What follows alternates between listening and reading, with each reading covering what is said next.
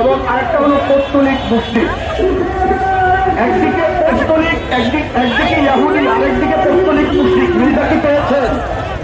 সুতরাং আপনি এই ইকুয়েশনটা মিলিয়ে নিন, হয়তো আপনার লড়াই এবং সংগ্রামের সাথে পৃথিবীর লড়াই এবং সংগ্রামের একটা মিল থাকবে।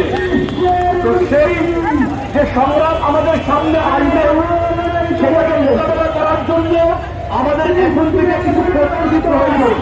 সেই প্রস্তুতি সম্পর্কে আমরা কিছু কথা বলব এবং আমাদের বর্তমান যে বাংলাদেশের শাসন ব্যবস্থা আছে তাদের কাছে ওলামা জনতা ঐক্য পরিষদের পক্ষ থেকে কিছু দাবি আমি স্পষ্ট করে তুলে ধরব। এক নম্বর, আমাদের বাংলাদেশের পাসপোর্টে আগে লেখা থাকতো ইসরায়েল, অর্থাৎ এই পাসপোর্ট দিয়ে পৃথিবীর সকল দেশে ভ্রমণ করা যাবে ইসরায়েল ছাড়া।